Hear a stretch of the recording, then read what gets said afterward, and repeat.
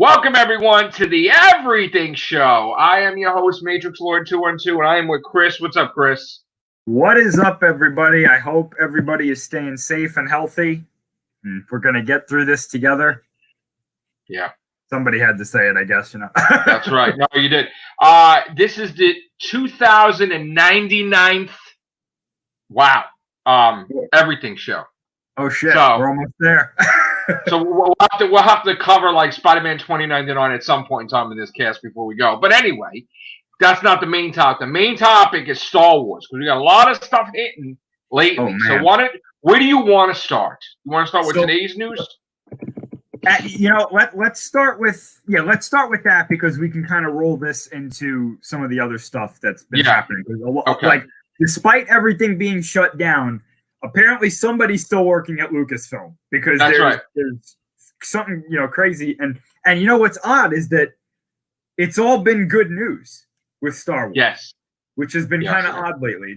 As positive as I try to be with Star Wars, other than The Rise of Skywalker,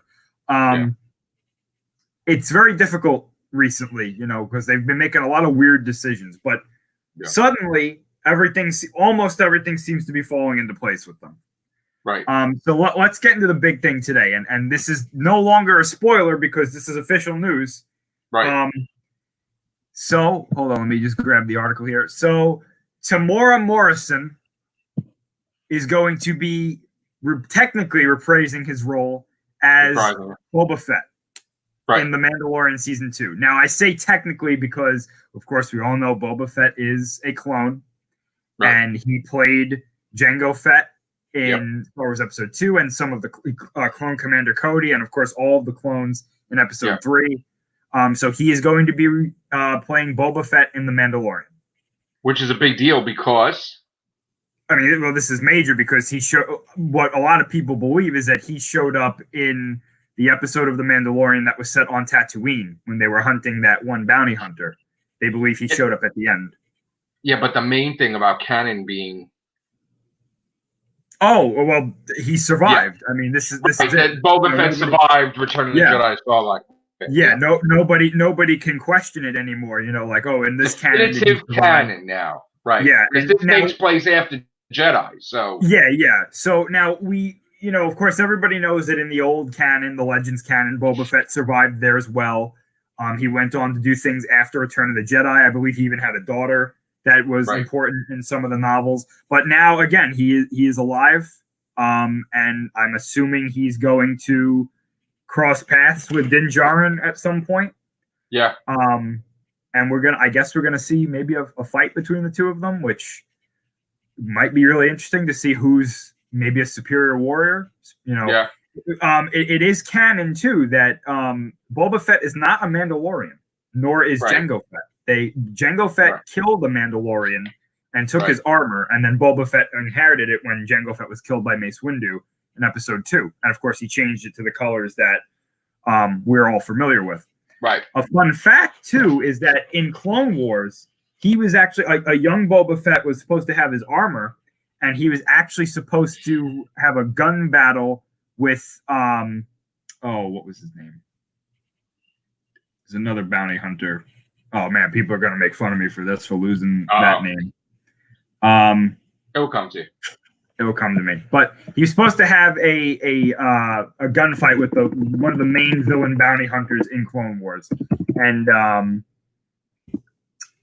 he's supposed to kill him. And what was supposed to happen was when they both fired at each other, Boba Fett had a fatal shot on him, but the other bounty hunter hit Boba Fett's helmet, and that's where that dent in Boba Fett's helmet comes from.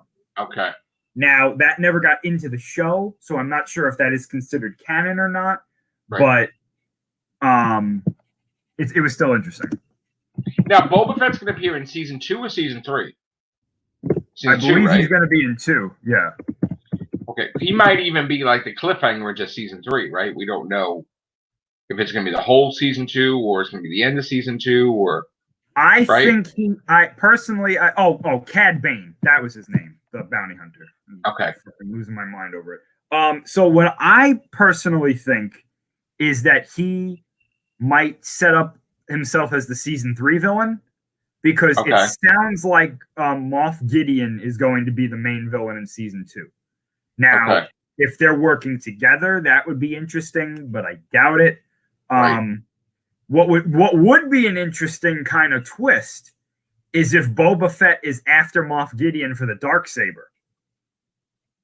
That might be that would be an interesting kind of plot line. But yeah, I don't know. I personally think he might be setting himself up for the 3rd season to be the villain there. Yeah, that's what I think too. I think he'll appear, but not that much.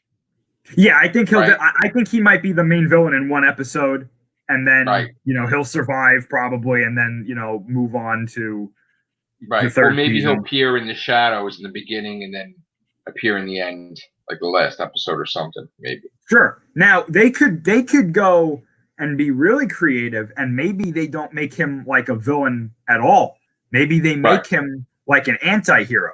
Maybe he sees that Din Djarin, or if they go on this like quest to maybe restore the Mandalorians, even though he's not a Mandalorian, maybe he's like, yeah, I'll help you, for whatever reason. I'm sure he'll have a motive, or maybe he'll just go with whoever pays him the highest. He is a bounty hunter. Yeah. So. Yeah. I mean, he was always siding with the Empire too. Right, yeah, because they could pay him the most. Vader could, offer him the most. With them, yeah. Yeah, but now that Vader's gone and the Empire's basically gone. Yeah. The New Republic. We don't really know too much about what the New Republic was doing to bounty hunters at that time.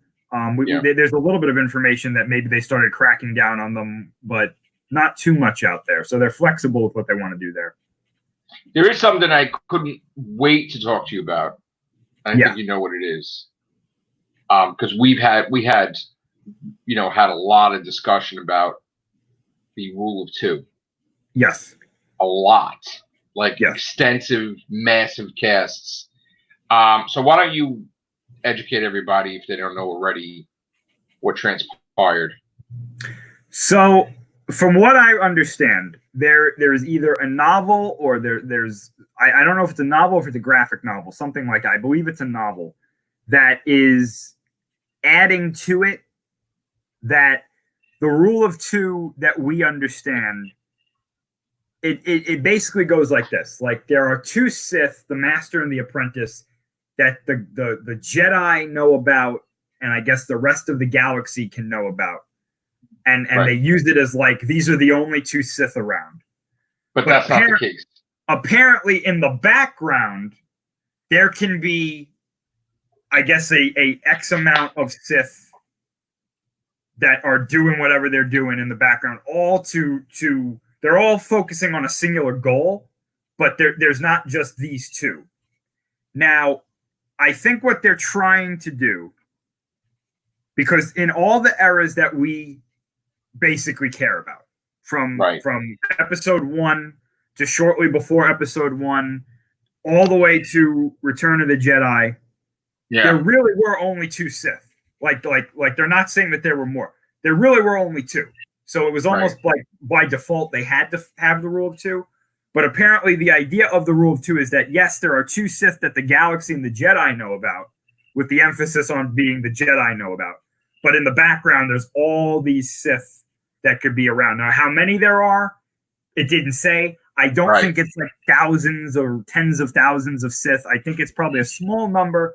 But the main point is that there can be more than the 2 Sith that the galaxy and the Jedi know about at a given time. Now, isn't it that the 2 Sith rule over all those Sith? Basically, yeah. There's one Sith master, the Dark Lord of the Sith, and then there's his apprentice, who's also technically a Dark Lord of the Sith, but he's not as high, or he or she is not as high as their master. But so, major question: when in Phantom Menace, when Darth Sidious is talking to Darth Maul, right? Yeah. And I always got this impression when I saw it that where they were, there's like a whole bunch of Sith around, even though like they're the main ones. I mean, you and I talked about this. Like, there's got to be like them around, right? So if you're referring to that scene where he says, at last we will reveal ourselves, at last we will have revenge, They're on Coruscant. Right. So no, they're at that time. There's only just those two right there. Actually, no, you're not incorrect. There's not like 100,000 Sith. But there could be like 12, or like 10, or like 5. There could be, but at that time there weren't. Okay. At that time, we at least until if they change it, maybe I don't think they're going. Well, let me ask you a question: who shielded their presence from the Jedi? Was it Darth Sidious alone? Well, let me answer the first question first. So okay. at the time at the scene that you're referring to in the Phantom Menace, at least from what we understand right now, there were 3 Sith. There was Darth Plagueis, there was Darth Sidious, and Darth Maul. Darth Maul was not considered a Dark Lord of the Sith. He was considered a Sith assassin until Sidious killed Plagueis, and then they became that. The tricky part about that is that right when Sidious killed Plagueis, Obi-Wan defeated Darth Maul on Naboo. So he was only technically a Sith Lord for like a half a second. Okay, wait a minute. So you're saying that when Phantom Menace happened, Plagueis was alive? Yes. At least they haven't said differently yet. That's canon from what, books or something? Or because I didn't see. In the old canon, yes, it was absolutely canon. In the Plagueis novel, I can pinpoint an exact example for you. Do you remember when, I believe it was this point, you remember when, right before they go back to Naboo, and Anakin asks Qui-Gon about midichlorians and stuff like that? Right, yes. It was either that point or the point where they first get to Coruscant, where Plagueis hears about Anakin, and he learns about what they believe Anakin is, like that he was created from the Force and whatnot, and Plagueis has a meltdown. Because he's like, oh my God, this is the Force retaliating against me for trying to make life with midichlorians. Right. And he's like, I didn't think it worked, but it did. And the Force basically hijacked my goal and is now using it against me to restore balance. Right. So he goes and he's like, I gotta, you know what? It is right when they get to Coruscant, because he says, I've got to stop the boy from getting to the Jedi Temple, because if that boy becomes a Jedi, he will kill me and he will kill Sidious and the Sith will be destroyed. Right. So he like rushes out. He tries to find him. He sees him from a distance on the landing platform, and he's like, I got to stop him. But right before he goes to move, he has a Force vision of Darth Vader. And he's like, what is this cyborg? Like, he's like, what is this? And he gets terrified. And he doesn't stop him from getting to the temple in time. And he's like, oh no. Oh no. I messed up. He's going to kill us all. Basically kind of thing, right? So this was all during episode 1. And what happens is, right when Maul starts fighting Obi-Wan and Qui-Gon, is when Palpatine learns he's been elected Chancellor. And Plagueis and him are celebrating because what was supposed to happen... so Plagueis is alive while he becomes Chancellor. Oh, yeah. And what was supposed to happen... We just didn't see it. We just didn't see it because Darth Plagueis had an alter ego. He was part of the banking clan, so he was a well-known public figure. A very wealthy, like, high society guy. This is what the Sith did. They took these alter egos and they became like these people, and you'd never suspect. Oh, that guy's crazy dark side. Right, just like Palpatine. Yeah, right. Like Palpatine. So what was supposed to happen was Palpatine was supposed to take the office of Chancellor and then say, listen, there's so much corruption in the Senate, in the Republic, that I need a co-chancellor to help me keep everything under control. And he was going to name Plagueis the co-chancellor. Okay. What happened was Plagueis got so drunk that night because he was so happy that Palpatine became chancellor that he passes out. And right as Palpatine's about to leave, he looks at him and he goes, huh. And then he hits him with Force lightning. And then he keeps hitting him, and then he kills him. And he's like, I fulfilled the rule of 2. It's now me and Maul, right? And just as he senses Plagueis dying, he looks to the window and he's like, all this is mine. And he goes, oh no. and he senses Maul has been defeated, and he thinks he's dead. And he's like, "No, my apprentice is dead."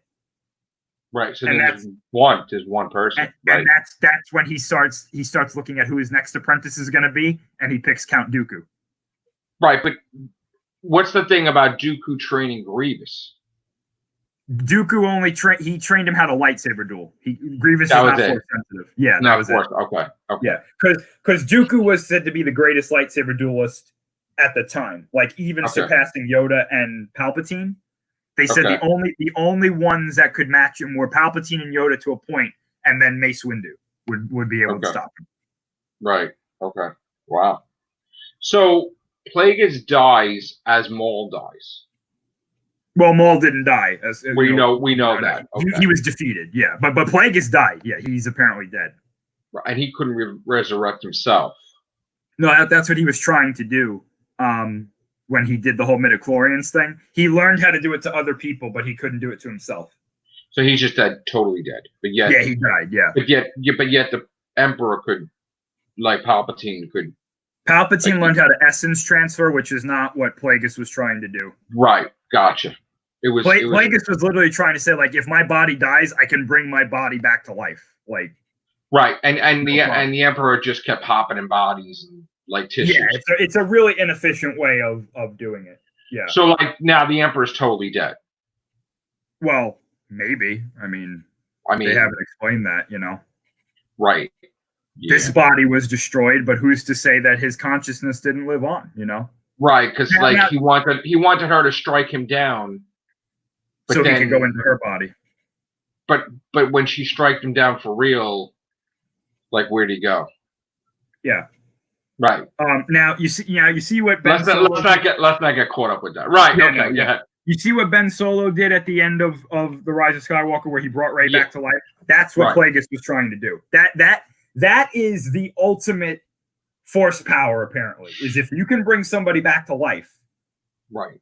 You're so she died then. In other words, she died. Oh yeah, she really died. Rey died, and he brought her back to life. He brought her back to life. Yeah. Okay. Now, there was that thing about people had theorized that Ben Kenobi had healed Luke from the Sand People. Is that like, did he do anything to do like anything healing towards Luke at all when he was literally like in New Hope or no? It's possible. Luke wasn't really that badly injured. He was just kind of right. I know that. I personally, I've always thought that he used the Force just to wake him up. Okay. But again, it is possible that he healed him. Maybe he did have a head injury that was. He learned it afterwards, right? Yeah, right. Because at that point, Obi-Wan was so powerful, that he beat Maul in 2 hits. You know what I'm saying? Right, like and he was old too. Yeah, so and he was old, right? That's crazy. I remember seeing that. And I was wow. He's one of the only lightsaber duelists and Jedi to ever be able to scare Darth Vader. That's why in A New Hope, Vader doesn't just like duel like he does everybody else. Like there's literally stuff where it said that Vader was so nervous dueling him because he was afraid he was going to lose again. Right. And he was just talking the talk, but yeah. But then when he saw that the lightsaber was failing, right? And Obi-Wan was older, so he was like physically. He was not at his best point, but with the Force. Now, what was it with the lightsaber failing too? Or is that just special effects? Like that, how it looked like a lightsaber was going out and stuff like that. I think that was just a special effect because they corrected that later on. Okay. So like then he saw that Obi-Wan was like losing because he was too old, right? And he started to get his confidence, and then and then and then it was exactly. Yeah, because Obi-Wan knew. He had a feeling that he wasn't going to survive because it's canon now that when Luke goes back to the farm to see Aunt Beru and Uncle Owen, when he sees that they've been killed, while Luke is gone, Qui-Gon appears to Obi-Wan.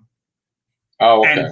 And he says, Obi-Wan, your time in this world is slowly coming to an end.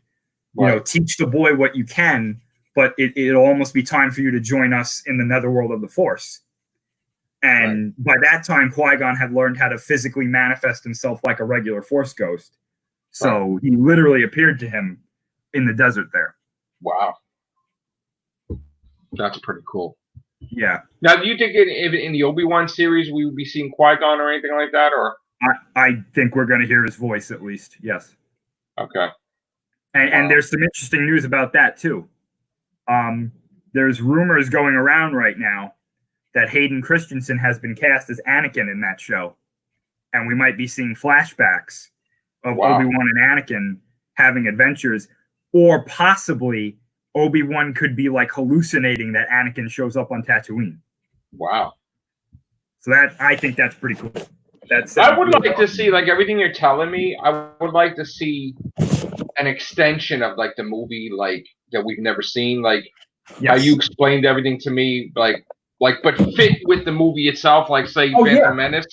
Like, I would love to see scenes with Plagueis, just like in the background and different things, like that would be, and especially like Qui-Gon talking to Obi-Wan from New Hope, and like, oh, this is happening. That would be great if they were able to do something. It's good that you brought that up, because the other main thing that I wanted to talk about with Star Wars that ties actually right into that. So the final episodes of Clone Wars have aired on Disney Plus. Okay. And if you watch the last few episodes, specifically the second to last episode, it's called Shattered. The end of the episode shows Ahsoka. She's captured Maul, and she's bringing him back to Coruscant, right? And while they're traveling in hyperspace, that moment is when Anakin turns to the dark side. Oh. And Ahsoka starts to sense something, and you see her and Maul at the same time. They both react to what's going on. And they put the audio from episode 3 in the scene where you hear Mace fighting Palpatine, and he goes, "Don't listen to him, Anakin." And then you hear Palpatine go, "Oh, you must choose." And then, "Don't let him kill me." And they're listening to this while they're together? Yeah, and well, they're not together in the same room because Maul's in a cell, but his eyes get really wide, and he's like, "What's going on?" And then you hear Ahsoka, you see Ahsoka going, "Anakin." And then you hear Anakin go, "What have I done?" And they used a mix of Hayden Christensen and the guy who does Anakin's voice in the show. Wow. And then as she's like, something went wrong. She turns around to the clone commander, Rex, who's a big character in the show. And she goes, "Rex, something's happened to Anakin. Something terrible has happened to Anakin," right? And as she's saying this, the hologram comes up and it goes, "Execute Order 66. Jesus. And Rex goes, "Yes, Lord Sidious," right? And he turns around and he pulls his guns on her, and all the troopers pull their guns on her. And he tells them all, "Stand down, I'm going to do it." And she goes, "Rex, what's going on?" And he stops right before he pulls the trigger, and he goes, "Find him, Ahsoka. Find Fives. Find him." And then he starts shooting at her. So she tackles him into the next room. And basically what he said when he said "find Fives" is that way back when, I think even before Disney bought Star Wars, there was an episode where a clone, Order 66, malfunctioned, and this clone started doing it early, right? And he actually kills a Jedi. And what happens is they find out, one of these clones finds out, his name was Fives, that these chips are in their heads. So that when Order 66 is initiated, they can't say no. They have to follow the order. But his malfunctioned, and he tries to tell Anakin and Rex, "The Chancellor's behind this. He's behind everything. He's worse than you think. It is him. He's the one who caused the war." But nobody listens to him. And at the end of the episode, they kill him. Right? So Ahsoka finds a hologram of Rex, because he was there when Fives died. And it was a very, very emotional scene. And Rex apparently recorded a secret hologram where he's like, "These chips are in all of our heads, but we don't know what their purpose is. And I fear that it might be something sinister." And this is what happens. And then they show how Ahsoka helps Rex get his chip removed so that he doesn't follow the order anymore. It's crazy. Crazy. And then in the last episode, Darth Vader shows up. It's freaking crazy. So it was good though, right? Oh yeah. So with Clone Wars is now officially over, which they ended it perfectly, and it's got such high reviews right now. I definitely recommend everybody go watch it. It's yes, you Wow. know what's going to happen, obviously, but it's so worth it. It's so. Now, isn't there a sequel series to Rebels or something? Rebels has a sequel series apparently in production now, and I think they're going to reveal what it's going to be soon. But she's not going to be a part of that, right? Ahsoka will be a part of it, apparently. Yeah. Oh, now how does this relate to the Mandalorian? So I think that the Rebel sequel series is going to happen before the Mandalorian. Okay. Because what we're hearing now is not only is Ahsoka basically confirmed for season 2 of the Mandalorian, right? But apparently they might be casting Ezra for the Mandalorian as well. And of course, Ezra's the main character of Rebels, and apparently that sequel series to Rebels is going to be about Ahsoka and another character from Rebels named Sabine, who's a Mandalorian, going to find him. Because at the end of Rebels, Ezra and Thrawn, basically, they shot themselves into hyperspace somewhere, and nobody knows where they went. And Dave Filoni has said 100 times that Ezra and Thrawn are still alive. So wow, so they're going to make this a kind of reunion type of thing, right? Yeah. Now I'm this is a long shot, but I'm being very hopeful for this, and I really hope that this is something that happens. If Ezra and Ahsoka are going to be in The Mandalorian season 2, and they're doing a sequel series to Rebels, obviously, and Dave Filoni saying Ezra and Thrawn are still alive, I am hoping with all of my might that this might lead to Thrawn being in a live action show at some point. Wow. Because he said he's still alive. Yeah. So I'm hoping to God that they're like, yeah, we're putting Thrawn in The Mandalorian or something like that. Right. Now, how does this relate to the movies? I mean, because we're already so far ahead. Like Rise of Skywalker, they're probably all dead already, right? Or they're old, right? The Mandalorian would be pretty old. Baby Yoda wouldn't be that much older than. He'd be like near 100, so he'd be pretty young still. Ahsoka would be old, right? I mean, super old, right? Ahsoka. Well, here's the thing: she's not human, so we don't really know how her. I think she's a Togruta. We don't really know how those. She don't age, right? She ages, but we don't know. Like they could live for hundreds of years too, right? I'm assuming Din Djarin would probably be pretty old or dead. And I'm guessing Sabine would probably be dead, but now, I don't know. Is Baby Yoda? I mean, is Baby Yoda probably going to be a Jedi, obviously, or just? No, I actually think that when the Mandalorian is over, or however they're going to do it, I think he's going to be reunited with his species, and then we're probably just not going to see him again. So in other words, it's like this. So in other words, it's just he's a genetically engineered creature. No, that's like Yoda. I think he's natural. I'm going back on my first hypothesis. I think he's actually a natural. It's not going to be like he's Yoda from like they pulled from time. No. I think he's just another member of Yoda's species. Okay. And they're so rare that's why he's such an asset because they don't all have the Force. In other words, that and that he's so powerful, and he has the potential to be so powerful that he's an asset. And I personally think that this is all part of Palpatine's project that he was trying to find Force sensitive bodies. But Baby Yoda, which is not the child, whatever, he's not related to Yoda. Right? I don't know. I don't think so. There's no way he could be like a child of Yoda, right? No, I doubt it. Yeah. And you have to look at it like this too. Like we have media and stuff after The Mandalorian. Right. Luke had his own Jedi Academy.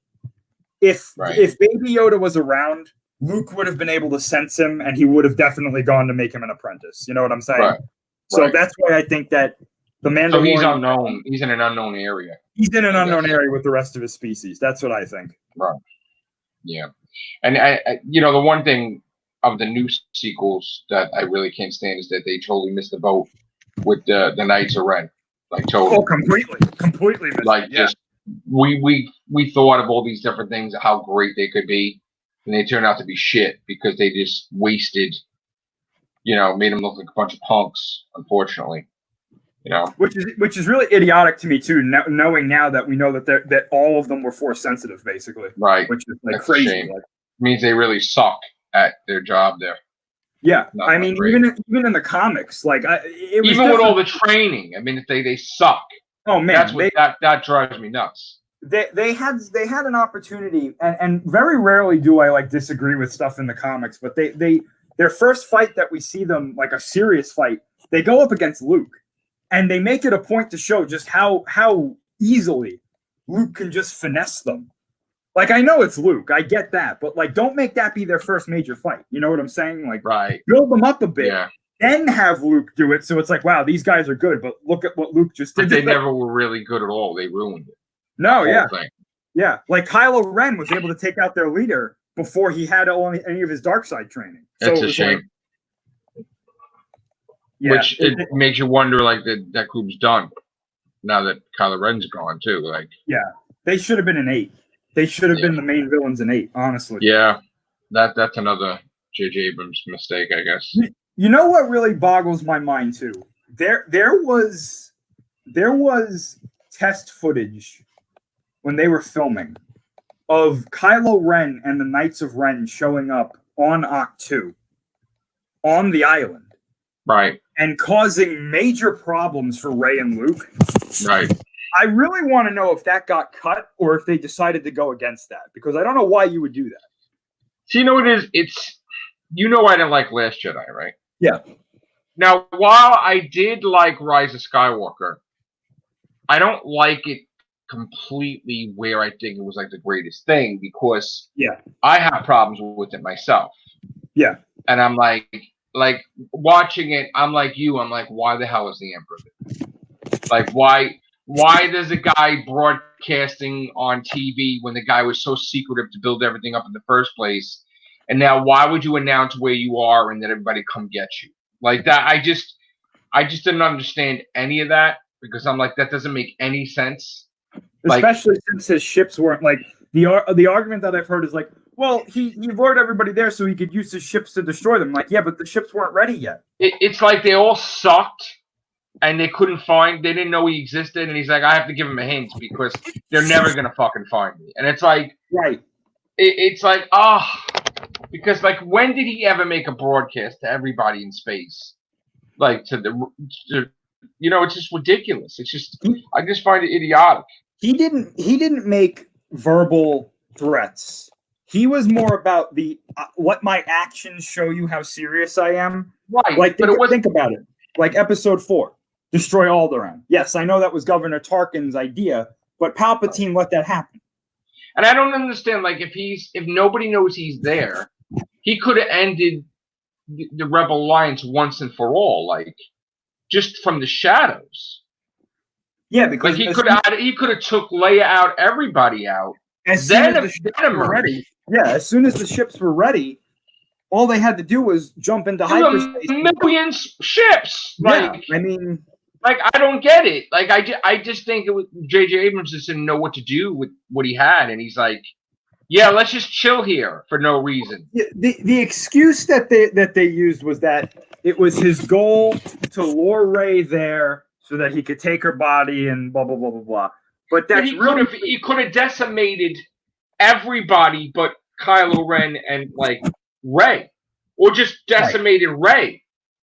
And like, it just, to me, I start thinking about it. I'm like, it's just weird. He could have beaten everybody. He could have beaten the entire First Order. He could have beaten the Rebels. He could have beaten the Resistance. He could have beaten Lando's forces. He could have beaten everybody because Luke was gone. There's nobody there to stop him. And they shouldn't have had Luke die that way. They should have had where the Emperor, or somebody showed up where Luke was while he's meditating and just kill him or something. I 100% agree. I think that Luke should have had a much bigger part in 9, and there was ample opportunity. Like, tell me if this makes sense, right? And this is a bad transition from 8 to 9, so I'm not putting all this on 9, but it really does make me wonder what they were doing. Like, okay, so Luke dies in 8, right? Yeah. But he was actively training Rey, and he decided that he was going to get involved again. That's why he showed up on Crate, right? Okay. Now we go to 9, and apparently Rey can't speak to anybody, any of the Jedi from the past. She's not that good. Right, but then Luke shows up halfway through the movie before she figures out how to do it. Which doesn't make any sense. Right. You mean to tell me that Luke just kind of saw her training and was like, Leia will handle it? I gotta tell you, right? Somebody back there in Lucasfilm has a vendetta against this Luke Skywalker character. I agree, because let me tell you something. This is the thing that bothered me the most, right? I felt, personally, they shitted on him in 8, right? But the whole point was this is the Skywalker saga, right? Yeah. She's not a fucking Skywalker, one. And you can't really say that it's a Skywalker saga because of fucking Ben Solo, because he's too busy being a fucking villain anyway. So how is this the Skywalker saga if Luke's already dead, Leia dies? I mean, like, what Rise of Skywalker wasn't really like Skywalker saga material. Even I could say A2, because you could say all 3 of these movies. Right. Because what did they do in 7? Yeah, Leia was there, but again, like I was telling you, they were not acting the way they would ordinarily. Like, Luke would not abandon his sister. Like, just like an Empire, he runs to them. Like, even though trained or whatever, it would be like, fuck it. I can't have her get killed by the First Order. I gotta go there and warn her about her fucking son. Like, you don't just sit on a rock. And I was like, and I understand, like, Rian Johnson had this perspective of Luke and everything, but the way he thought of it was like trying to make it reality, even though it's fantasy. Well, and that's the problem where we get into trouble. It's like, oh yeah, all your heroes are not really as good as you thought them to be, and they're human. Well, no, they're not human. They're aliens because they're whatever. It's like, this is the thing. Like my opinion about Luke in 8, and I still stand by that. Right. The one thing to keep in mind, though, is that, again, this was not a Rian Johnson idea. Right. He adapted this from what George Lucas was going to do, because Lucas's initial idea for an episode 7/8 was that Luke did the same thing. Something happened, and he was like, "Fuck this, I'm gone." But George Lucas always changed his fucking mind, though. Like, he did, but like this was pretty solid, because he had like concept art and everything. Right. Like, he had Kira showing up there, basically doing what Rey did. But my thing, but like going back to my initial point, I just never understood in the transition between 8 and 9 that Luke completely abandoned Rey's training and didn't show up to her at all, except for that one time. And it's like, what do you mean? He didn't even want to train her, though. He hated the Jedi. He was disgruntled, and this is why I was totally against everything, because he's disgruntled against the whole Jedi Order, and he's the most powerful one, supposedly, or whatever, one of the most powerful ones. And it's like, then when he's dead, he realizes he fucked up. But it's like, too little, too late, though. Well, he's right. He's right for being upset with the Jedi Order of the Republic, because the Jedi Order of the Republic was pretty bad. Okay, but I mean, it's just, he could have saw through that. He could, don't you think? I think he did, and he tried, and then when it failed, that's why he was like, nothing works. I kind of felt like he was the worst trainer in existence, Luke. Oh, I'll agree with that. The way they portrayed him as a master was pretty cool. Just sucked. I don't disagree with that.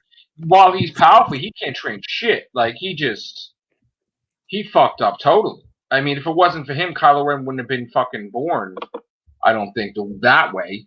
Well, again, this was another adaptation, because in the Legends canon, something very similar happens. I mean, he trained Jason and Jaina Solo. Jason Solo turns to the dark side, becomes Darth Titus, tries to turn his son Ben Skywalker to the dark side, and he kills Mara Jade. Right. So I think they were taking cues from that and being like, "Hey, Luke's a pretty bad master if you see this, right?" And it's like, yeah. Okay, but now's your opportunity to change that. You know what I'm saying? Like, do something. It was kind of a letdown growing up with the whole Star Wars saga and then Skywalker saga, and then your main heroes are not together. Well, they should have been. Here's the way I look at it. There's 2 ways that I look at it. The whole Skywalker saga thing, that became a buzzword or a buzz phrase. They coined that with 9 and So if you don't want to look at this as like the Skywalker saga, you're really not obligated to. But if you're going to, look at it the way I look at it. The Skywalker saga to me are episodes 1 through 6. Right. And this is the epilogue to the Skywalker saga. Correct. That's it's not the way even, I I mean, I don't really mean. And the thing is, too, the biggest letdown, I think, was the fact that he kind of copied off of, like, I am your father, but I am your grandfather shit. I mean, like, the reveal that her he might as well have said, I am your father, because technically he is her father. So, right, I mean, and the Emperor, I just was totally against that whole shit. That's just... And then she's a Palpatine, but yet she's a Skywalker now? That's stupid shit. Like, I didn't like that whole thing. I mean, when I was in the theater, people were fucking laughing. Oh, yeah. You know what I've heard, too, is, like, this whole thing is that they're trying to go the Disney princess route, where it's like, it doesn't matter where you come from, it matters what you do. And it's like, yeah, that is absolutely true. But here's the thing. She's a fucking Palpatine. Nobody's ever going to tell me separately on that, because it's a fact. It's not an opinion. It's like he's Hitler, and this is the fucking granddaughter. Like, I know that we can't hold her accountable for his sins. I get that. But here's the thing. It was much better if she was a nobody, and then she says, I'm a Skywalker. Correct. Fine. But when you have a defined, like, you're the granddaughter of the guy who ruined everything. Right. You know what I'm saying? He is the ultimate evil in this universe. They don't make it any point to say that he's, like, not the worst Sith that ever exists. He is the greatest Sith, which also makes him the worst Sith because of all the shit that he did. Right. Right? You're his granddaughter, but it's okay. You can be a Skywalker. That's I don't see. That's the thing that pisses me off, is that, you know, if you're really into lineage and you're into, like, you know, family blood and whatever, like, you can't just take the name Skywalker and you're fucking Skywalker. That's like fucking ridiculous. You know what I'm saying? Like, I'm sorry. I know it's like you get a trophy and you get a trophy and you're a Skywalker. And it doesn't work like that. Like, someone should go to Tatooine. As soon as she said she's a Skywalker, she should turn around and somebody should just chop her up into pieces. Like, that's a fucking Sith that's out there that, like, she's just not that fucking good. Like, really. Honestly, you're not that good. What they should have done was Kylo or Ben Solo should have survived. And they should have gotten together and had children. And then there's your Skywalker lineage. It continues that way.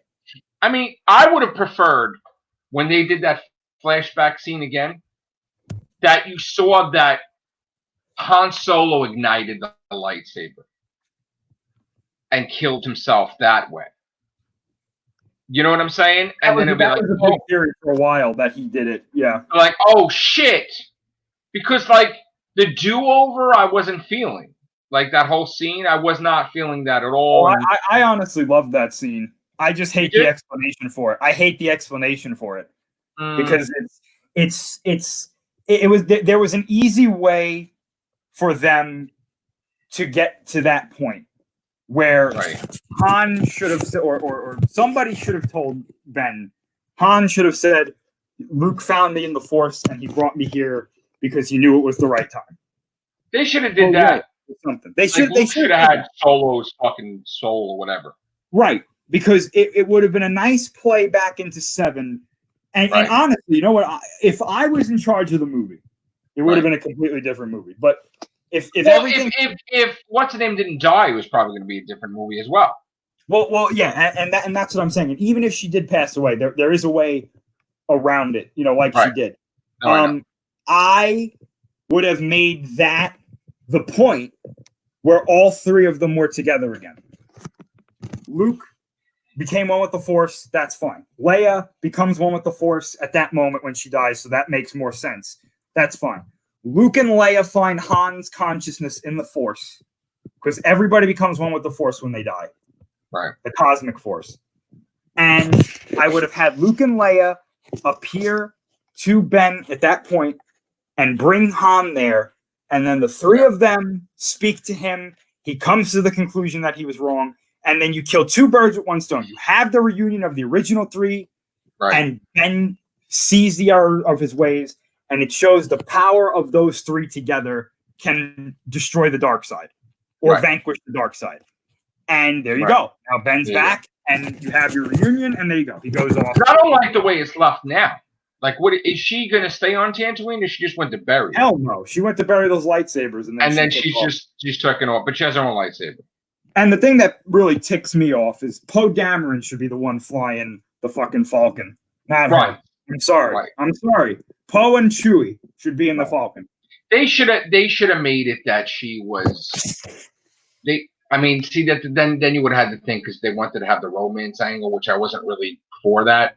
They should have made it that she was Han and Leia's daughter or some shit, and not no romance with Kylo Ren. It's just or something. I mean, it's just there was some type of connection there, you know.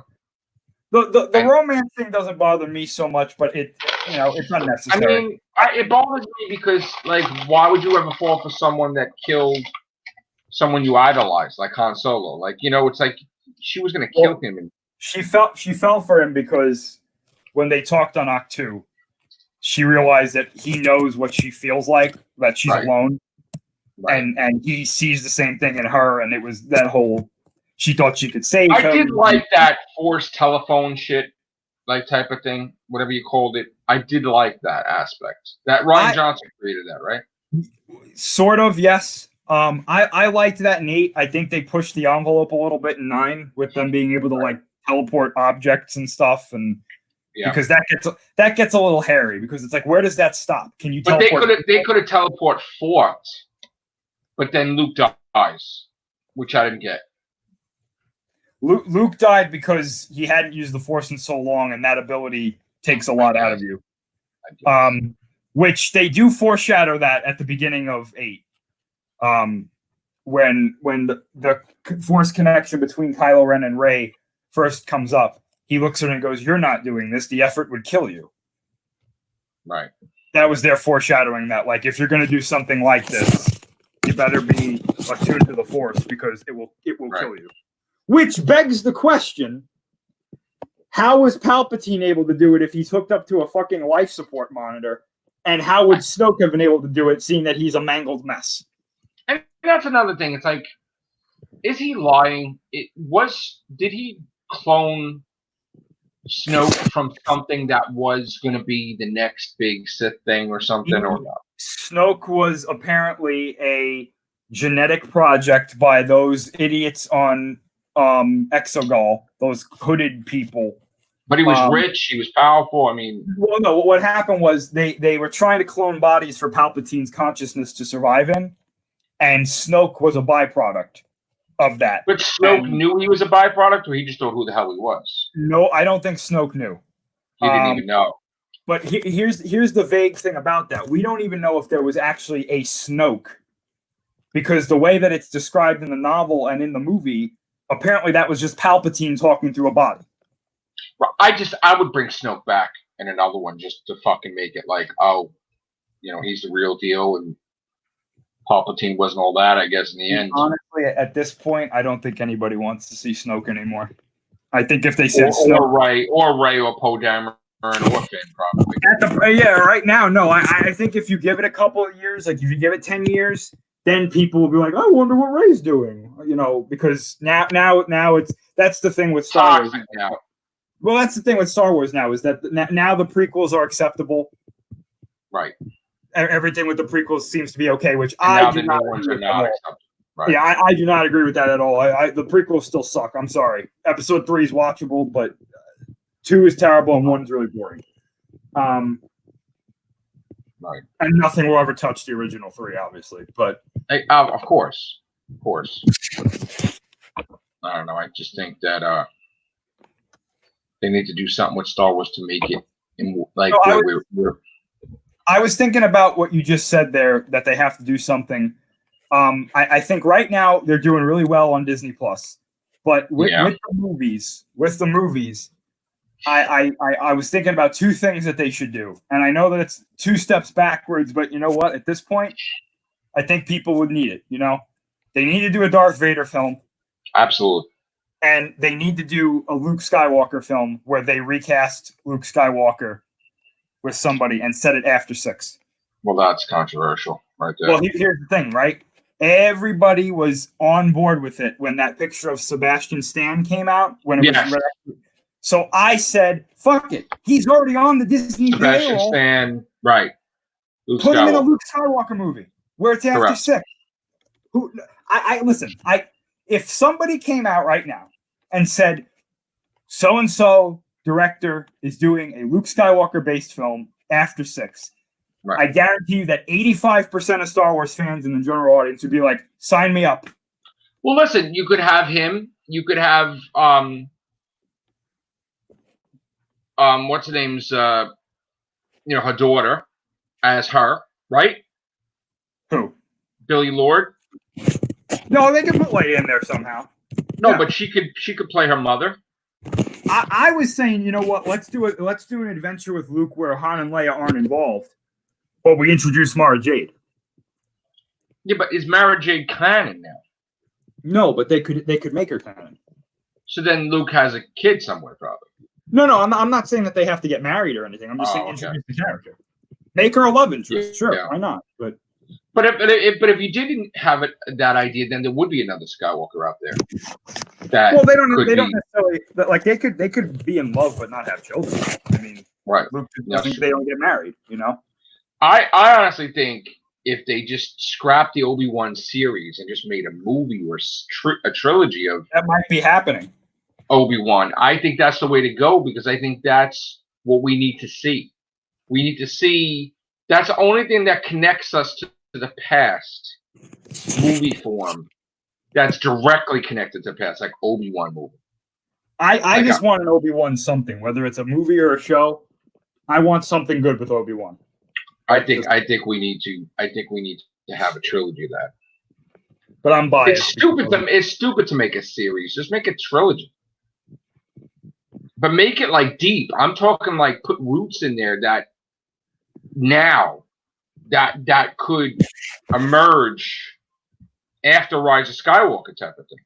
So normally I would agree, but my one reservation with them making a movie is that look at the reception for the past 3 movies that they made.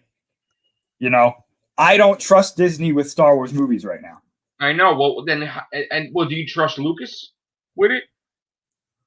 George Lucas? Yeah. Well, he's not doing the Obi-Wan show. But okay, let me ask you a question. He is having a major influence in The Mandalorian, isn't he? He's having an influence, but not a major one. Because he's there when they were filming it. He's there, but this is mostly Jon Favreau, Dave Filoni, Deborah Chow, and those. But that's like the best thing out there right now. Well, yeah. I'm not saying that his influence isn't helping.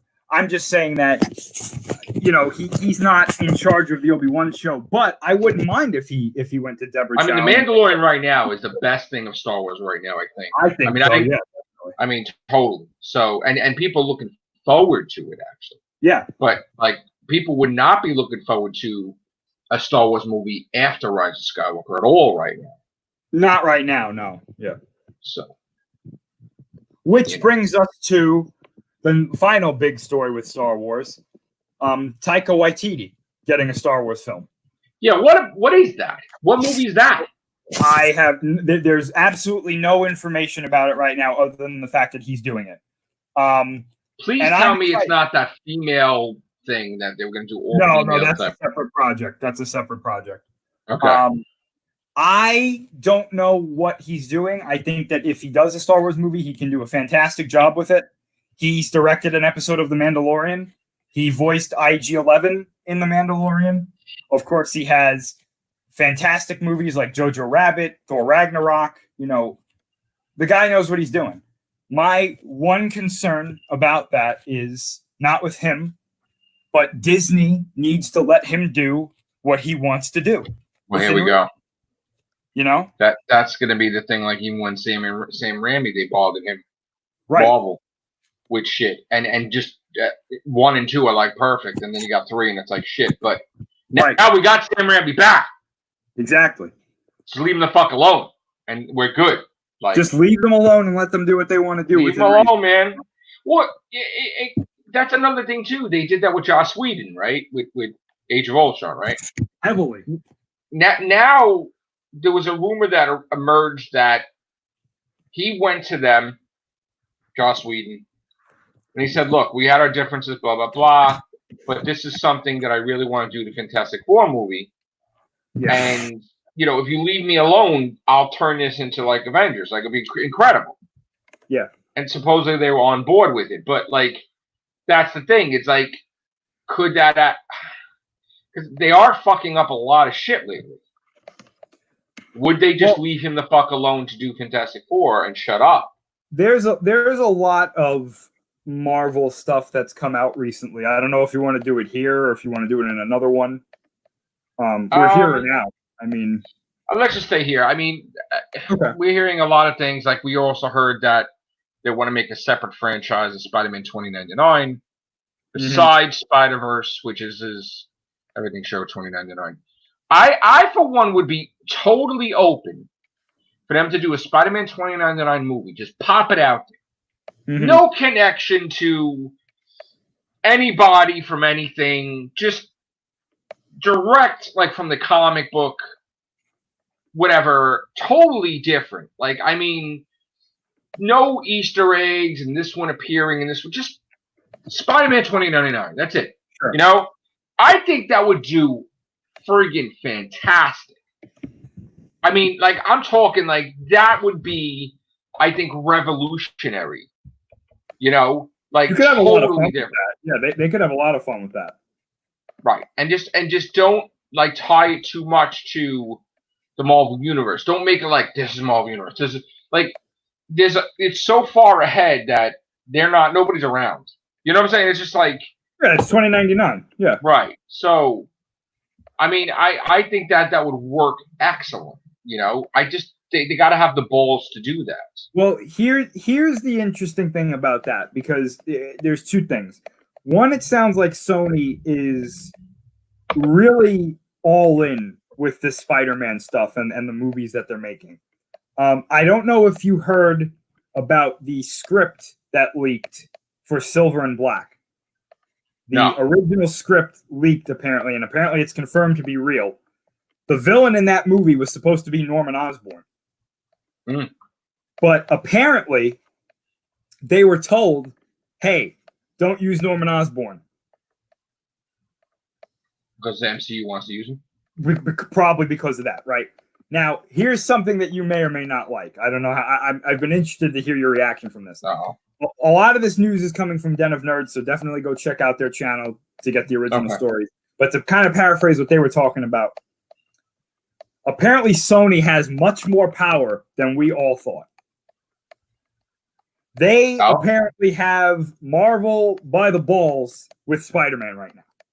Well, that's true. And if you notice, apparently, some of the movies that got shifted around because of the whole COVID-19 thing, some of those Marvel movies left their release dates and Sony movies were put into them. Right. So here's the thing. Apparently, Morbius has a direct scene that links to Venom, Let There Be Carnage. And Spider-Man, because they saw a poster of Spider-Man, right? Right. So he's in the MCU. Basically, yeah. And Venom, too. I'm hearing that there is a high probability that Tom Holland's Spider-Man shows up in Venom, Let There Be Carnage. That's what I heard. I heard he gets killed. Potentially. Or injured or something. Right. Now,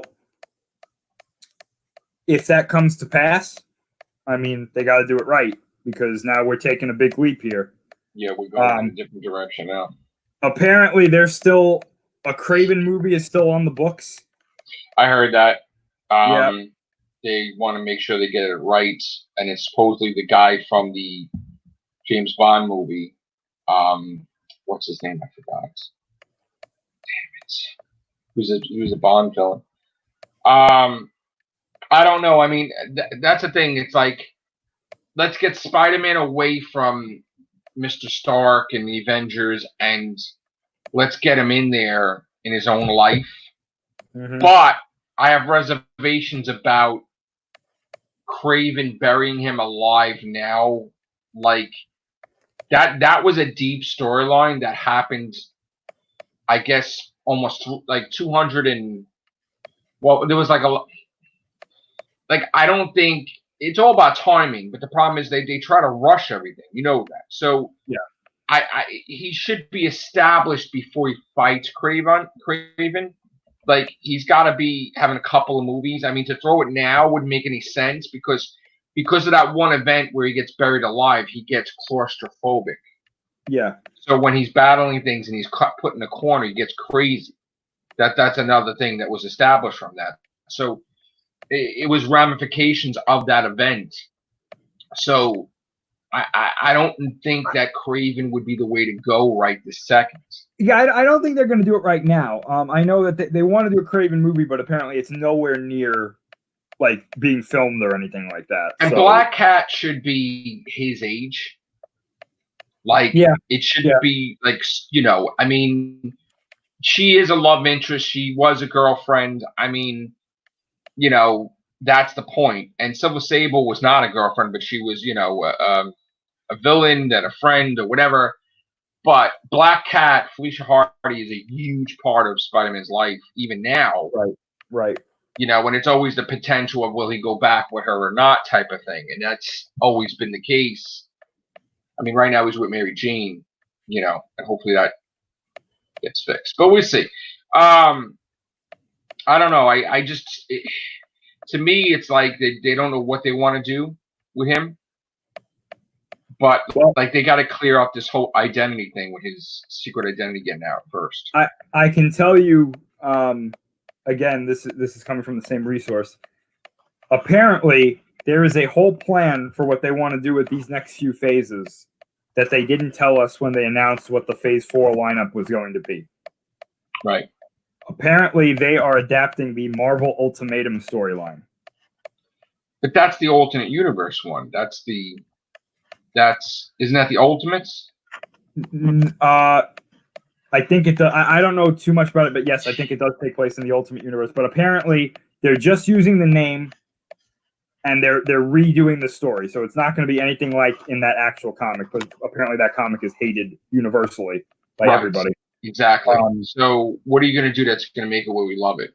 I have no idea. Apparently, the idea is that it's going to be like Age of Ultron, where the movie was nothing like the comic, but they took cues from it and other ones. So we'll see what that leads to. I also heard that the Fantastic Four is a priority for them above the X-Men, and that the X-Men that we all know are not going to be introduced anytime soon. Apparently what they're doing, they're going to introduce the idea of mutants here and there in future stuff now. But it's not going to be like Wolverine or anything. Right. Yeah. Okay. What's that clicking? Here's some click. I don't know. Oh, it might be my computer. Oh. So what else I want to talk to while we're in here? All right. What's going on with the Transformers stuff that I've been hearing about? So apparently they've got another film, at least one film in production. I hear it's tied to Bumblebee, so I guess it might be a sequel or something like that. There's also that animated prequel that they're apparently doing, which I don't know what that means. I don't know if that means that it's a prequel to the Michael Bay series or what. But no, isn't Bumblebee in another universe though? Or no? That's what they said, that Bumblebee was a soft reboot. Because here's the thing, like, didn't they say something? Because the thing I read about too, I don't know if we read the same article, was that in that movie Optimus Prime dies or something. No, he doesn't die. Well, though there was something that there's 3 movies that they're in development.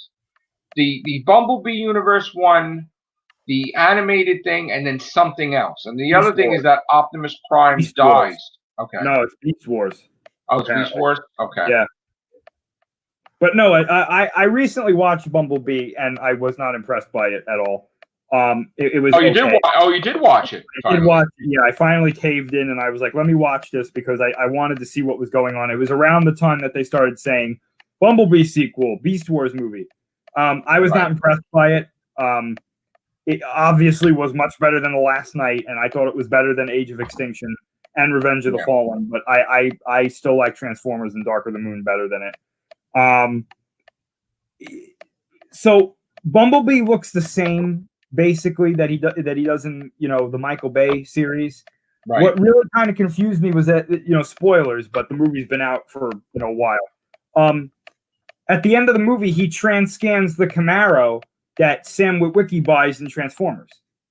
Right. So he's got that same alt form. And then they show him and Optimus driving away. Optimus is his flat-nosed Peterbilt truck with the trailer, like the G1 version. And him and Optimus are on Earth. So it's like they're taking ideas from the Michael Bay series, but they're redoing things as they go. It's very confusing with what. That's not connected to the Transformers movies. Apparently not. But when this movie was first coming out, it was supposed to be. Then The Last Night came out and was absolutely terrible. And then they were like, hit the abort button. Well, Last Night came out first, didn't it? And then Bumblebee. Yeah. See this was the chain of events that happened, right? Mm-hmm. They did Darker the Moon. Yeah. That did very well. Bay was like, I don't want to do anymore. Then they're like, listen, we want you to do Age of Extinction. And he was like, okay. They kept getting him back. Right. And Age of Extinction came out and blew up the box office. Blew up. I remember that. Went crazy. Like, and they were like, shit. They were like, oh, fuck this. 5, 6, and 7. It's happening. Right. And then they were like, you know what, Marvel? We're coming after you. We're doing our own universe. Yes. Bumblebee sequel. Prequel. Optimus movie. The Wreckers movie. Prequel on Cybertron. Then The Last Night came out, was terrible, and canceled all of that. Right. But they want to make a sequel to that yet, don't they? They ended it on a cliffhanger, so I'm assuming somebody back there wants to do it. Yeah. Should they do it? No, because the sequel would involve Unicron being the core of the Earth, and please, just no. Couldn't they just get it where yeah, I guess you can't. They kind of backed themselves into a corner with that one, I guess, right? Yeah. Yeah. But there is a way to fix it, though, if they ever wanted to do it. Don't say that Unicron is the core of the Earth. Right. What I would say is that in the beginning of time, Primus and Unicron fought like normal. Primus defeated them and sent them to another dimension, right? The horns that are growing out of the Earth are not coming from the core. They are a contingency plan that Unicron set up in case he was defeated. The horns are actually a giant space bridge that can cross dimensions and bring him from the dimension that Primus sent him to. That's a better idea. That's my idea. Take it. Listen, Lorenzo, you want to take the idea, take it. Have Bay do it. I don't care. Just don't do the fucking Unicron as the core of the Earth. I hate that storyline. It's terrible. Right. All right, so we covered... Oh, all right, so now let's go on to something else now. What the hell is Doctor Strange going to be about? Because we're hearing Tobey Maguire is massive in it. We're hearing. I think it's literally going to be like every alternate universe that you can think of probably makes an appearance in this movie. But that Tobey Maguire Spider-Man helps him to battle the evil Avengers of all those realities. I don't think it's going to go that far. No. Because I'm hearing Scarlett Johansson's an evil Black Widow. I'm hearing Chris Evans is an evil Captain America. I think these things are all going to be cameos. Yeah. Like as they're crossing dimensions, you might get like. He's just gonna have him say "Hail Hydra" or some shit. I hope they do. Yeah. With the outfit on and everything. Yeah. Yeah, just to mess with people. I hope they do it. Screw that. Yeah. It sucks that the next. I guess Black Widow is November. Yeah, November. I think 1st. All November. These friggin' movies got friggin' delayed. Yeah, I heard that No Time to Die might get delayed again. Yes, and I also heard that Supergirl movie scrapped. Mm-hmm. And Superman Man of Steel 2 is back on. And Henry Cavill is back in. So I don't know what's happening. Do you know anything about that? Or is that just... What you just said is all I've heard about it. That Henry Cavill is apparently either in talks or has come back on. Which here's the thing. I, for one... was not in favor of a Supergirl movie pulling the franchise in because I was told that if they were going to do that, they would have to purposely end the Supergirl TV series because they don't want to confuse it. Right. And I, for one, don't want the Supergirl series to be canceled because I really like that show. So, and I think her and Grant Gustin, The Flash, I think it's, I was never a fan of Ezra Miller as The Flash, really. So That now whole thing. that he choked out a fan. Yeah, let's see where that goes. Then there's this thing about Wonder Woman that I'm a little concerned because Patty Jenkins had said, right? I think his name is Patty Jenkins. Said that Wonder Woman and Cheetah are not going to fight like punching each other like men, and they're going to fight like as women. Because women don't fight each other like that, right? Like what does that mean? So what in other words, are they gonna pull each other's hair? Like, what are they gonna do? I mean, you can't punch each other, you can't kick each other. Like, when did we establish that punching and kicking was a male thing? Exactly. Like we're equal, men and women. I hate to break this to Patty Jenkins, but this is how human beings fight. Like, this is how our bodies are built to defend ourselves. This thing about men and women's gotten so ridiculous. It's like, well, men breathe, but women don't have to breathe. They use their mind and their breathing to. It's like, shut the fuck up. They respirate their bodies. Like, shut the fuck up. Right. Like, right. Like, you associate every bad thing in the universe with men. And then you have a different way to do it. So, like, she was saying that, like, how Cirque du Soleil or whatever the hell it is, right? That they're going to fight like that, like, artistically. Oh man, I don't, air. Like, I don't want to say anything because I haven't seen the movie yet. But here's my thing though. Wonder Woman threw a couple of good shots in Wonder Woman and in Justice League. So I don't. What's the problem here? I mean, I know Cheetah. Like, you know what? So what if Wonder Woman punches Superman in the face? Right. Like, so what? It's Wonder Woman. I mean, how many UFC fighters, like female fighters, are going to go see this movie and be like, what the fuck are they doing? Right? In Fast and the Furious, her and friggin' Ronda Rousey were fighting. Right? Right, yeah. For real. Like, for real, man. It was great. It was great. I got to tell you. Hold on. I got to tell you, when I was first going out with Sharon was a fan of Fast and the Furious. And I always made fun of it. I never watched, right? Yeah. She made me go, you got to do boyfriend duty, so you got to go see what your girlfriend wants to see, even though if you don't want to see it. But that was the movie we saw. Yeah. Where they were, I was like, oh, shit. And I really liked the franchise. Like, I was like, this is great. So every time the Fast and the Furious movie came out, we went to see it. It's like, this is great. But that's the way you fight. Like, whatever, okay. But, like, how are you going to fight in the air without punching each other?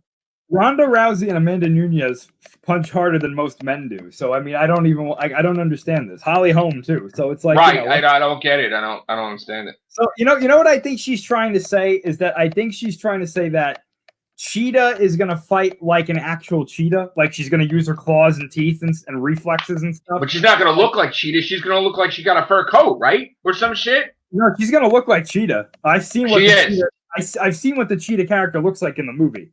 Oh, you did?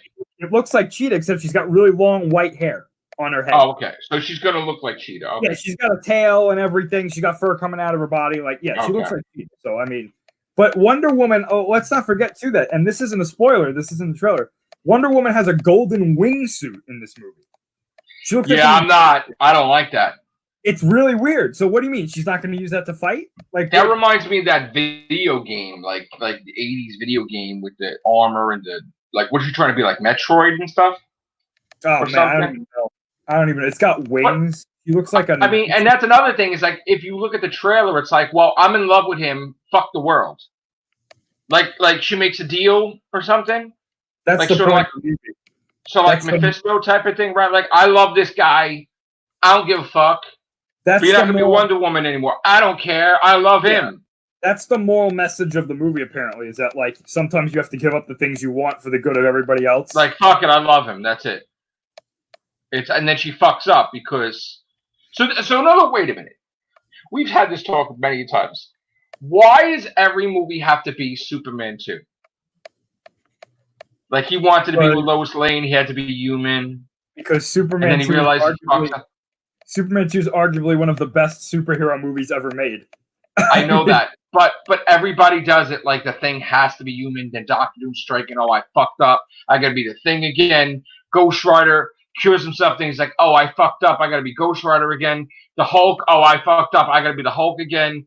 it's like how even Wolverine, like how many times Every superhero franchise goes through that phase where they're like, I don't need loses their powers and then comes back. Like well, it worked right, but it worked with Spider-Man too because he, that fit perfectly. But like every movie's got to be losing the powers, coming back. It's like wow. Yeah. Even Deadpool did it. Deadpool 2 did it. So Wonder Woman's gonna lose her powers. That's another reason why Ben 10,000 is my favorite superhero, because when he was a kid and they were like, do you really want to do this? He was like, fuck yeah, I want to keep doing this. Right. So now she's gonna lose her powers and she's gonna have to fight Cheetah without her powers or try to get her powers back or something. Well, she's got the fucking wingsuit, so I mean, I guess is that what it is? She don't have powers at all. Then is that what it is? I don't know. The leaked Lego. This might be spoilers, but the leaked Lego set has the final battle being her in that wingsuit fighting Cheetah and that guy who takes her powers away. Right, the Mandalorian. No, a different guy. Oh, isn't he a Mandalorian? Pedro Pascal's in the movie, but there's another villain apparently in the movie. But he's Maxwell Lord, though. I don't know. There's some white guy. There's another guy. Yeah. Oh, there's another villain. Yeah. Oh. All right. Shit. I didn't even know there's a third villain. But all right. Yeah. How about we just get Man of Steel 2 and we just forget about all this other bullshit and he's in the Daily Bugle. Not Daily Bugle, Daily Planet, and he's just, everything's cool and no, we're not gonna have that, right? Have a nice can we do like a Superman movie. Can we do like a soft reboot? Like just say it's another Earth, but that's have him fight villains that we haven't seen before, like Brainiac or Parasite or right. Something like that. Mongol or Zorro or something. Brainiac would be good, yeah. Yeah. Jesus. It's crazy. Nothing and Harley Quinn bombs, right? Completely. But yet they really feel that James Gunn is gonna reinvigorate her, right? I guess. I don't know, man. DC's fucked right now. Royally, yeah. I mean, Wonder Woman, like, saying, all right. But it's like... Because the movie that they were hopeful for, the Batman, has been put on hold. So, I mean... That's another fuck. What the fuck is that going to be? Dude, I have no faith in that movie at all. I'm like, wait a minute. Like, I like the suit to a point, but everything else that I've seen looks really weird. All I know is you kill off Andy Serkis in fucking Marvel MCU, and now he just jumps to fucking DC because what are you gonna fucking do, right? Jesus. Michael Keaton's fucking the Vulture. Not to mention they've got every Batman villain and their mother in this movie. Poison Ivy, the Penguin, this one, Jesus. That one. Everybody's in the movie. Fucking Catwoman, like his girlfriend, right? Or whatever the fuck. Something like that, yeah. Jesus. You got the Riddler's apparently everybody. Oh, he's the main villain? Apparently, yeah. Yep. And the Joker's not in it. He might be. I don't know. I don't even know. I don't think so. But shit. And then the Flash thing is supposed to connect the Batman to the new DCE? Like, is that supposed to be like a universe wipe? Huh? The Flash movie's canceled. What movie? The Flash? Flash, yeah, it's canceled. Oh, so no Flash movie at all. Miller, apparently they were like, nope, it's done. It's done. You're done. Yeah. Fuck you. Right. Yep. Okay. So now, not at all. They've totally staying away from the Flash for another 15 years. That's the rumor. 3 directors happens, and then they were like, oh. And now Aquaman, like, they're probably not going to have Amber Heard, right? Because all that stuff going on. Yeah, I doubt it. So, but Aquaman's not getting kids because that did fucking amazing. I think Aquaman and the Trench are still happening. And Wonder Woman 3 or Amazonian women. Yeah, Wonder Woman 84 does. I honestly think that might tank. But then again, maybe it won't. Here's the thing, right? Maybe it won't because we're starving for movies. So by the time we come back to the movies, people just go see fucking anything. Well, here's the thing about that. I actually read an article about what movie theaters can expect when they start opening up. The outlook is not good. No, it's not, because here's the thing, right? Everybody's a germaphobe now. Mm-hmm. and you don't want to have someone in the same fucking aisle as you now. Mm-hmm. So like I hate to say it, like I really fucking hate this totally, and I don't even want to ponder it. But even videos I see where people are like, "Oh, I can't," like the virus is gonna go away, but this is gonna stay. This fucking nonsense, and they're not gonna get it that this happened like 100 years ago, and it's not gonna happen every fucking year and everything else.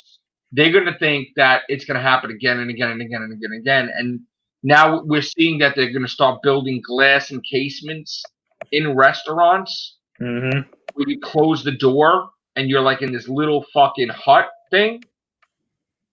And I'm like, what the fuck is this? This is gonna set a very frightening precedent, and this is why I'm always very dubious about like what the government tells us to do. Like I understand that, you know, their recommendations are right. I'm not saying that they're wrong or not to follow them, but I think that we are going to reach a point where we are so paranoid about this that, you know, at some point somebody's going to have to stop and be like, is this worth it?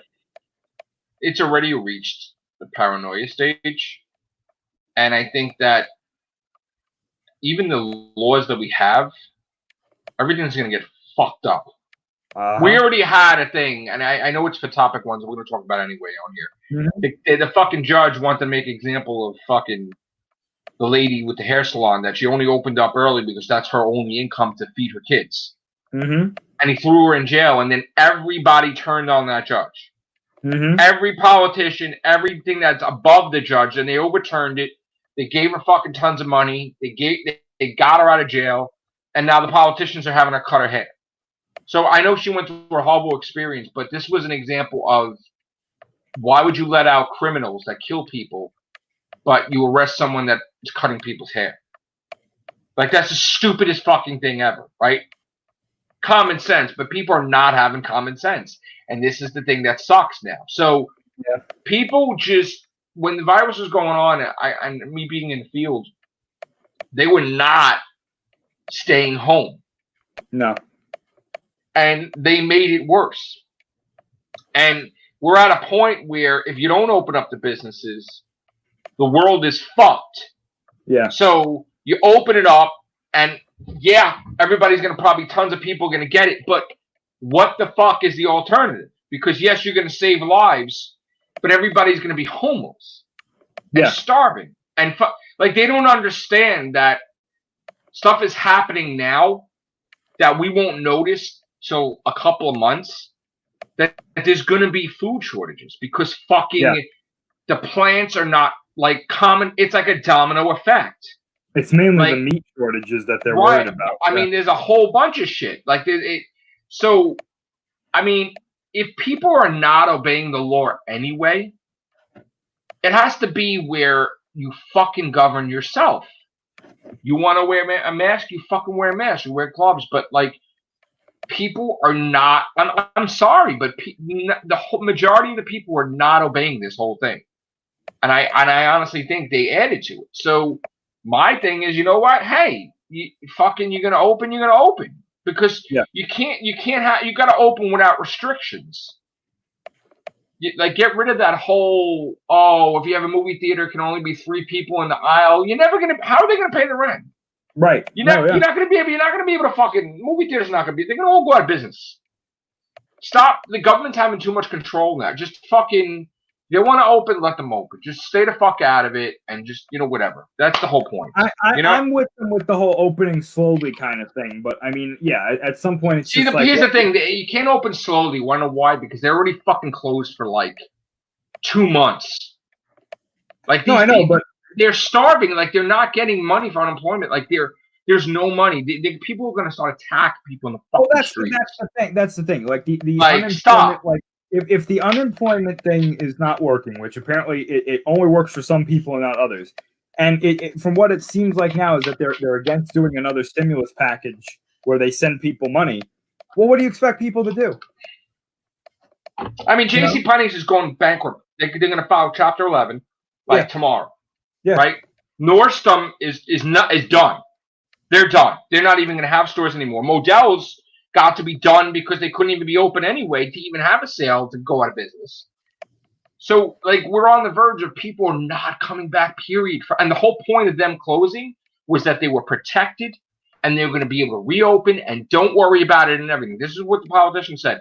But they're not, they didn't protect them. So, if you shouldn't have any say on them closing if you put them out of business. So, everybody should be able to reopen the way it was without restrictions, without anything, because everything that they've done was not working. Like the supermarket thing, they're not practicing social distancing. The aisles are so thin, it's impossible. Like when I went food shopping, we're all in the aisle like we were before with masks on. Like we're on top of each other. Like you can social distance at the cold cut line. You could social distance the cashier to the end of the register. But everybody's there. So that's bullshit. So if it's going to be like that in every single supermarket in the fucking world, then how could you close a hair salon, a comic book shop, a bookshop, if you magnify the virus 1,000,000 fucking % with just the fucking supermarkets and the parks? Like common sense is gone. People, look at the lady that cut the fucking hole in her fucking mask.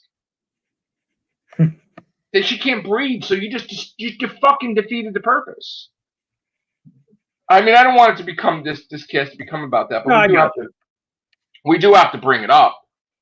I mean, the comic industry is fucked right now too. Yeah, and you know, a lot of these movies too are gonna be seeing some rough times too. But the problem is they're not gonna put a lot of these movies on streaming services because they don't want to lose them a ton of money. Now I know that Trolls movie, apparently, from what I've heard, did really well. But there's also people saying that no, it actually didn't. It actually now it's a failure now because what happened was Justin Timberlake and Anna Kendrick, they stepped in and like, wait a minute, you never told us this was going video on demand. Right. Our contract says it has to be in the theater. Right. We never agreed to a direct to video, direct to DVD, direct to like that. So now they got to pay them millions, supposedly millions. So because they got to go ahead. So because they got to pay the millions, it's not a success anymore. And this led to the falling out of AMC and Universal as well, and Regal now too. Yeah. And everybody else joined in because they're like, we got to put a stop to these bastards because then every movie company is going to put stuff on direct to video on demand. So now, Fast and the Furious 9 and 10, No Time to Die, like the James Bond movie, the Jurassic World 3, all these major fucking movies cannot be in the movies. And now they're shitting a fucking brick right now. Yep. And it's either who's going to go bankrupt first, AMC or fucking Universal. That Universal now also, was it Vin Diesel has a legal thing with them too because he wanted what was the thing he wanted for every movie? A producer credit or some shit like that, or and they won't give it to him. I forget what that was another thing that's going on in the background with him too. But just now, what are you going to do? You have all these movies. What are you going to do? Like, you got to get them out. So you gotta apologize to fucking AMC and Regal and say, let's work this out. Otherwise, you're fucking done as a company. So it's sad. I mean, Disney. The thing I'm mad about Marvel and Disney is that Disney and Marvel totally shit on the comic book shops. Mm. And then they thought, well, let's sell it digitally. And now we just got a thing today that they're done doing digital because nobody fucking wants that. So why don't you put the money towards the comic book shops and try to help them? And that's where you get your money from. It's common sense.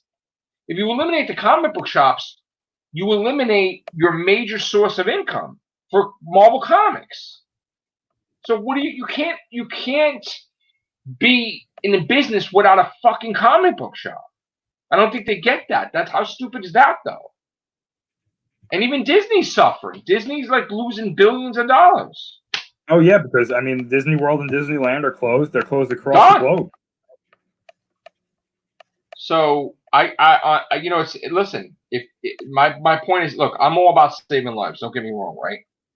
But if the people are gonna rebel against the government and they're not gonna fucking listen, then you know what? God bless you.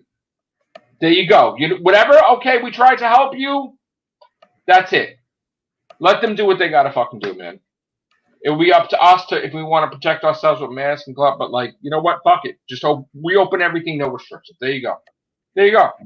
Because nobody's going to listen. There's going to be constant battle. We already have seen it. There's rebelling in the streets in Michigan, right? They're It's battling. not there either. It's a lot of every fucking where. It's everywhere. They're going fucking crazy, people. They want the world to be back the way it was before this shit happened, and government's saying no, it can't be, and they're like, well, F you. Yes, it can be. And that's the problem, is that they want it back to the way it was. And the funny side effect to all of this, every single scientist in existence and every fucking person got it wrong, is that the fucking earth could heal itself instantly. Like, if you stop doing the pollution, fucking dramatically heal yourself. Like the earth healed itself in China. The earth healed itself. The ozone layer, there's a hole in the ozone layer. It's gone now. Like there's no hole now. It's like well, holy shit. You know what I'm saying? So it's like you got it wrong. You got it wrong. So anyway, I just want things to go back to normal. That's it. And I don't want this. I don't like the term the new norm. I don't like that at all. You know, I mean, the numbers are dropping. May the Trump numbers drop to nothingness, but I think that we have to go back to the way it was. You know what's interesting about this, and I have kind of a weird comparison to make, but I promise there's a point to it. The terms like the new norm and more so social distancing. I hate that too. You notice though that those have become buzzwords. Yeah. Okay.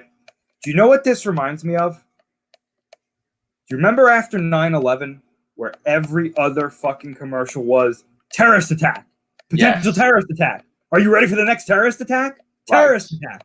Yes. That's what this is becoming. That's exactly what it is. Disturbing. It's like they're controlling everything to be the way they want it to be. Because now it's not, people aren't afraid of the terrorists or this. Now it's, I got to be afraid of this virus. And it's like, you got to manage the virus. Don't fear the virus. Well, even the fucking terrorists don't want to be terrorists. Because right now they're getting fucking sick too. It's terrible. It's terrible. Like this is the weird thing, right? I never in my lifetime thought that I would ever see this, where everybody's in the completely same boat. Yeah. Period. Mm-hmm. Us and the UK are fucking, isolation. Like we're all the same. Everybody's the fucking same. And everybody's depressed. And everybody's sad. And everybody's miserable. Because there's no way anybody's happy. And even the people that got married during this shit, they're fucking miserable too. Like everybody's miserable right now. There's nothing to be happy about. Like you're hoping that it's going to get better, right? But there's nobody happy. I mean, as it is, like I work every day, right? 6 days a week. Mm-hmm. I don't even want, I just don't leave my house unless I absolutely have to. Yeah. Like Sharon does the food shopping, but like if I have to go food shopping, I'll go food shopping with her, right? But because these people are coughing all over the fucking place, I stay fucking home until I know this shit's done. So I go out to work 6 days a week, and then if I'm off, like tomorrow I'm off, right? Saturday, I'm fucking in whole day. Mm-hmm. I mean, even if it's a nice day out, I don't even fucking go out because these people they don't have masks on outside. People are not practicing where they got to practice. So like people are all over the fucking place. I didn't even put my air conditioning in yet. Because I'm worried about the thing. Like, that's nice. You put the air conditioner and then shit goes around your house. Like, I'm paranoid with that. So it's just I want to be able to go and fucking sit and eat in a restaurant. Like I can't get food anywhere because then I have to walk with it, and I don't have a car, so it gets cold. So it's either you order food or you just make your own. But you can't even sit in place anymore. And we took that for granted, Chris. I mean, like we took for granted we could go in any store we want. We could walk anywhere we want. Now you can't. And what's the next thing? The murder hornets they're worried about. That's the stupid shit. Well, let me explain about those, because I've actually I feel like I'm one of the only people who actually knew that these things existed before they got over here. Right. Because I was actually very interested in them for a while there. Right. When I saw them in a documentary, and they don't bother people unless you really fucking provoke them. Right. Like if you have to like really, that fucking idiot on YouTube that put the fucking thing on his thing to make him bite him. Oh, Coyote Pete. Oh, I like him though, but he does that for educational purposes. So right, I know that, but he could fucking die though from that shit. Oh, you got it. You want to see one where he almost dies? There's two of them. There's one where he stabs himself. He stabs his hand on the spines of a fish that's really poisonous. Mm-hmm. And there's this one. What was it? It was a giant centipede that he let bite him, and it was like the worst fucking thing he ever did. Wow. He was like, listen. It's well known in the insect world that insects that bite are usually worse than insects that sting. And he was like, the Schmidt pain index has the highest sting rating in the world is apparently the bullet ant, which is in contention now with the executioner wasp, might be worse. But he said that those two stings were absolutely nothing compared to what he felt when he got bit by that freaking centipede. Wow. He said it was the worst experience he's ever had in his life. Jesus Christ. I watch this shit sometimes and I'm like, oh my God. He's a good channel. Brave Wilderness is a good channel. I like his channel. I'm like, I say he's an idiot for doing that, but like, he he's making the money. He knows what he's doing. Did you ever see him on, when he was on a late night talk show with Jeff Goldblum? No. Oh, it was fucking hilarious. You should have seen. Yeah. Jeff Goldblum, he was just like, why? Well, why? Why? Why? And he's like, I do it. He's like, I do it for education. He's like, it's so people can understand like what happens. And he's like, oh, that's very noble, but you're still a psychopath. It's just like, it's great. It's just great. I gotta see that. Yeah. I think we covered a lot of things on these on this one everything show. We did. Pretty much. We did. Oh, well, we didn't cover the video game thing, though. That was another thing, too. The Last of Us, too? I mean, the thing that's going to cancel all video games for the rest of time? Jesus Christ. Yeah, don't flag us, please. Yeah, we can't talk about it at all. Nothing happened. Nothing happened. Everything's great. Everything's great. We got to get that. Yeah. Jesus. All the video games got delayed, too. And GameStop's closed. What the fuck? And GameStop, they thought who the hell they were too, right? That was a fucking disaster. Dude, but you want to know what the hope?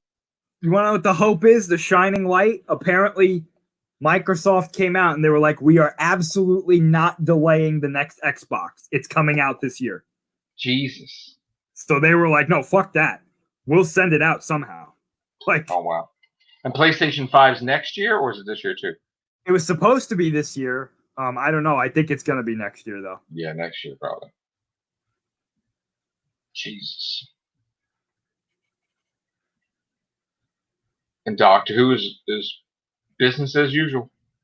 Oh, gosh. No delays, I guess. Although I got to tell you, did you see the lockdown watch of The Girl in the Fireplace? There was like the Moffat made a new thing. Did you see that? No, I didn't. Oh, I fucking hated it. Fucking hated it, man. Ruined the whole fucking episode for me, kind of. I mean, you got to look at it as an alternate universe thing. You can't look at it as canon because then you get fucking crazy. But you ruined the whole fucking thing. And now they got this thing, the Time Lord VICTORIOUS is supposed to be this major marketing campaign with video games and books, just like the High Republic or whatever the fuck that's going to be. Oh, yeah. Where they're trying to bring back the Doctor Who franchise with that. With David Tennant and Christopher Eccleston and Paul McGann and this Big Finish, more than Big Finish, this whole friggin' thing. And then right after it's done, you got Jodie Special. Doctor Who. Revolution of the Daleks, I guess, on Christmas or New Year's Day. Anyway, we're rambling now. Thank you, Chris, for this huge podcast. Yeah, no problem. I appreciate it. Good talking to you as always. All right, guys, be safe out there. Yes, please. All right, please, just look. And another thing too, just there's a lot of negativity in this world, and if people are going to get you negative or depressed, you got to flush it out of your system because then you're going to be as negative as they are. So I tried to do that too, and this is why you haven't seen a lot of podcasts. You gotta get it out of your system any way you can, or music or whatever thing, you meditate, whatever.